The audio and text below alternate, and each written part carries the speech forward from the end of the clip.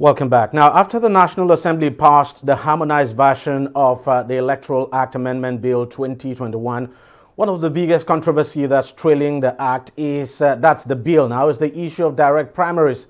Included in the amendment is the approval that political parties in Nigeria should adopt direct primaries to choose candidates for all elective positions, and the process should be monitored by the Independent National Electoral Commission, Inec. In simple terms, a direct primary mode of picking candidates is where every member of a political party participates by voting. Now, this is in contrast to the indirect primary system where voters pick delegates who then choose the candidates. Now, while some have applauded the move, saying every member of a political party will now have a say in picking the candidate that will fly their flags at elections, others have raised concerns that some political parties may not be able to afford the resources to conduct the exercise. There are also concerns as to whether the Independent National Electoral Commission can afford the resources to oversee the exercise because it has to authenticate the process. Now, with the atmosphere already warming up for the 2023 general elections, could the direct primary system be the game changer? Of course, the president has actually not given his assent to that amendment, but as soon as it does, then it becomes the law of the country. It becomes an act, and then INEC, of course, will have to act on it. But joining me now to discuss this further is Rotimi Oyekomi, who is the Chief Press Secretary to the INEC Chairman. Mr. Oyekomi, thank you very much for joining me on the program. Does INEC, if the President eventually gives assent to this bill, would INEC have the capacity and the resources to monitor direct primaries for every political party in this country? Thank you very much for having me, and good afternoon.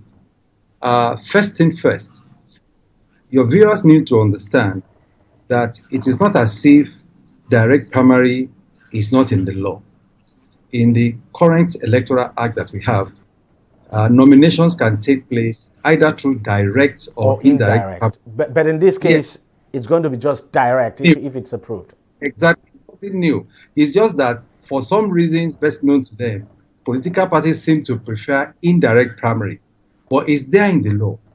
If they want to adopt direct primary, it's there. It's already in the law. So it's not as if the signing of this current amendment bill will make it a new thing. That is one. Two, the National Assembly has the power to make laws. When the National Assembly make laws, all institutions, all human beings in this country, we are all subject to that law. If you disagree with that law, then you approach the judiciary and, ventilate whatever it is that you want to ventilate there. So what I'm saying in essence is that if tomorrow the amendment bill now contains a clause that only direct primaries, as against either direct or indirect as we have it now, if the new amendment law is passed and is now saying that only direct primaries will be recognized, then INEC will have no choice but to adjust, its own mechanism and its own resources and its own personnel to fit into that. Now, let me ask you this. What would be the implication for INEC? Because that's where my concern is. What exactly would be the implication for INEC now in terms of resources, manpower, logistics, and all of that? So you imagine if, say, 10 political parties were organizing their direct primaries almost on the same day or probably within the same week. How would INEC deal with that? Well, when we get to the bridge, we'll cross it. Let me approach the question this way. For 2019 general elections, you know how many ad hoc staff that INEC had to hire? Up to 1 million. Okay? We don't have the total number of staff that INEC has is just under 16,000. So those elections that we conduct them with the help of ad hoc staff, mainly members of the National Youth Service Corps. And the truth is that this ad hoc staff, whether you like it or not, cost money because you have to pay them anyway. So there's a cost element to all of this. Precisely. In fact, much of the cost of elections goes to payment of ad hoc staff. Because, for instance, for each polling unit, you have to make provision for between 4 and 5 ad hoc staff, and you have to pay them. So what I'm saying in essence is that when we get to the bridge, we cross it. If they pass that law and it now becomes obvious that we have to monitor the direct mode of primaries, then we have to go back to the National Assembly with the cost implication. That, well, if the government, if the National Assembly decides to do that, then we will also go and explain to them what the cost implications are, and they have to give up the money to be able to do what we have to do. Well, it's a very funny thing because you did say at the beginning that it would appear that political parties prefer indirect primaries. But it's just a surprise now that it would appear that, of course, this is not something I would expect you to want to comment on, but it would appear that, look, this is just the outcome of some kind of infighting now in the two major political parties, and it's rubbing off on virtually all the political parties in the country. But let me ask you, look, in terms of the burden that Inec will have to carry, just paint the picture for us. So, for instance, you would have to monitor the direct primaries of all the political parties, and of course, usually these primaries would happen probably few weeks to the elections, and after that, you'll be having the elections to deal with as well. Would that be too much load for Inec to carry? Well,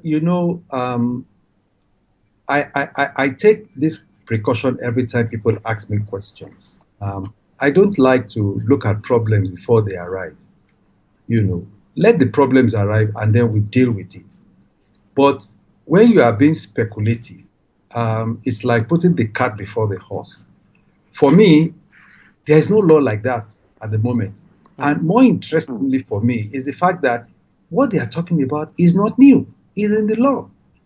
The Electoral Act 2010, as we have it now, makes provision for both direct and indirect primaries. Yes, you're quite right. No doubt. I mean, that's not an argument. The law actually, as we have it now, makes provision for direct and indirect. But we also know that majority of the primaries that have taken place in this country have been indirect and not direct, even though we've seen direct in some cases, but majority of them have been indirect. And I guess it is a reason why you said it would appear that most of the political parties prefer indirect. But in this case now, if this law is eventually passed, you'll just be dealing with direct primaries.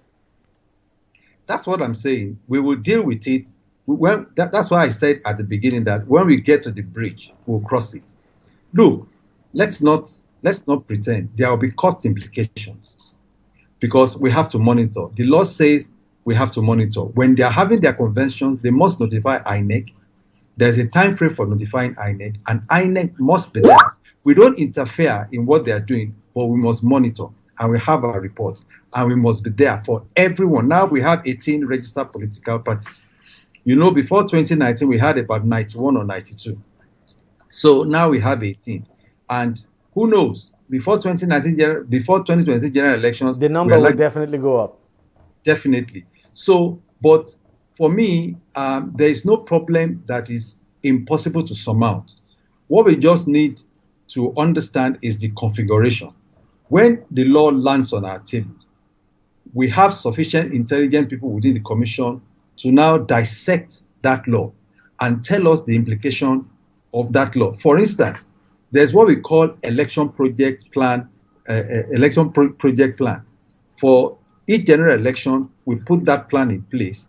That means we have a committee to look at what are the real needs for all the segments of the general election component and the cost implication.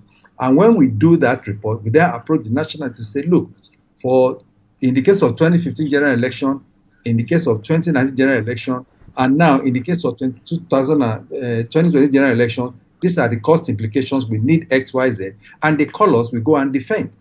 So if they pass this, we will come up with our budget.